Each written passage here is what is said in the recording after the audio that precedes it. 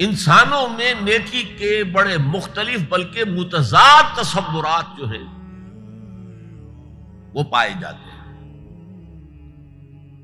پہلی بات تو بڑی اہم یہ ہے کہ برے سے برا آدمی بھی نیکی کے کسی نہ کسی کام کو سر انجام دے کر اپنے ضمیر کو مطمئن کرتا ہے۔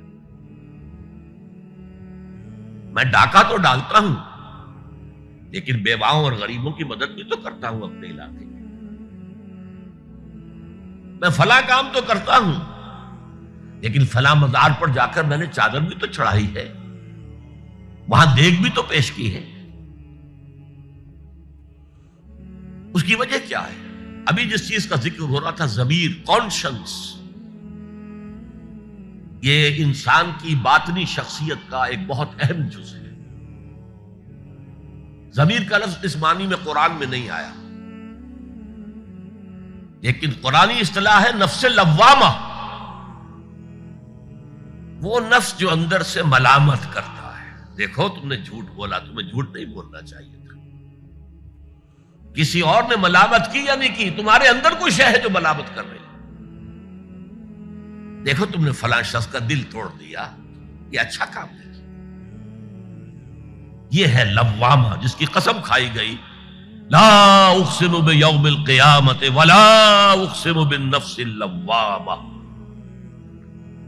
یہ نفس لوامہ ہر انسان میں ہے، اور جیسے ہمارے ظاہری وجود کے تقاضے ہیں، بھوک لگتی ہے، پیاس لگتی ہے، اسے کپڑے کی ضرورت ہے موسمی اثرات سے بچاؤ کے لیے، یہ جو مانوی شخصیت ہماری اندر ہے یہ بھی کچھ ڈیمانڈ کرتی ہے، اور انسان اپنے آپ کو مطمئن کرتا ہے، ریشنلائز کرتا ہے۔ ٹھیک ہے، یہ تو خرابیاں ہیں، لیکن میں نے یہ کام بھی تو آخر کیے ہیں نا۔ یہ انسان کی ایک لازمی ضرورت ہے، اپنے ضمیر کو مطمئن کرنا۔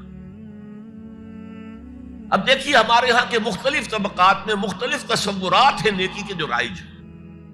ہمارے ہاں ایک مذہبی طبقہ ہے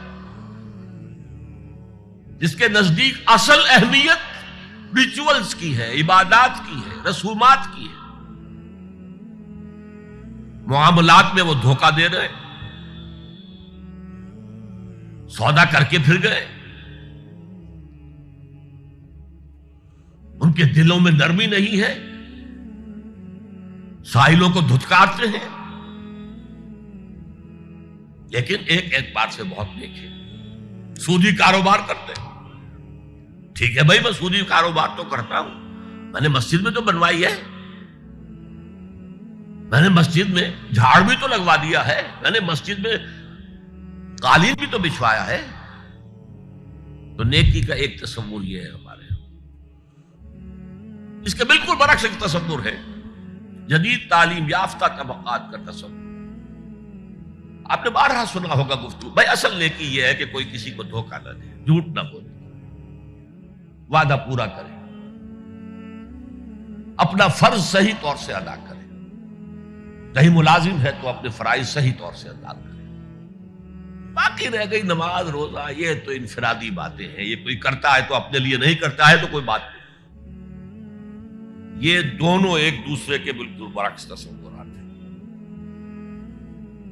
اور یہ ہمارے معاشرے میں جدید تعلیم یافتہ طبقات کا تصور نیکی اور ہمارے قدیم علماء اور ان کے زیر اثر جو عوام ہیں ان کے تصور نیکی میں یہ زمین و آسمان کا فرق ہے۔ آپ کو معلوم ہے کہ اپنی جسم فروش عورتیں جو ہیں وہ بھی نیکی کا کوئی نہ کوئی کام کرتی ہیں۔ آپ دیکھیں گے محرم میں سیاہ کپڑے پہن کے جلوس کے آگے آگے جا رہی ہیں، سبیلیں لگا رہی ہیں،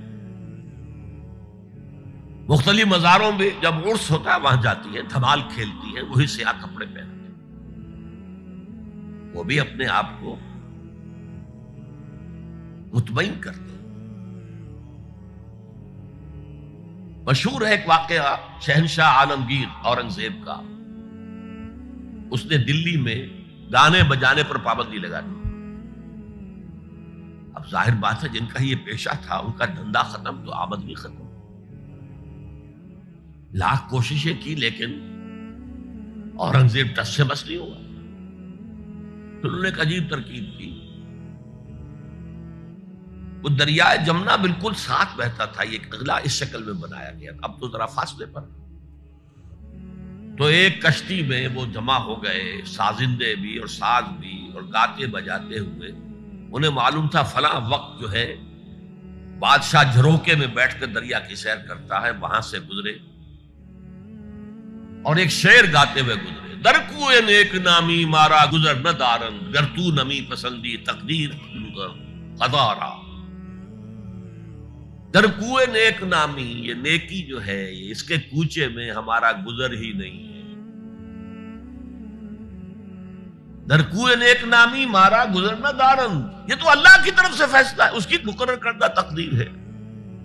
گر تو نمی پسندی تغییر کل قضارا، اگر تجھے پسند نہیں ہے تو تقدیر بدل دے. تو بادشاہ ہنس پڑا اور اس نے کہا کہ ٹھیک ہے بھائی، گانے بجانے کی حد ہے، تمہیں اجازت.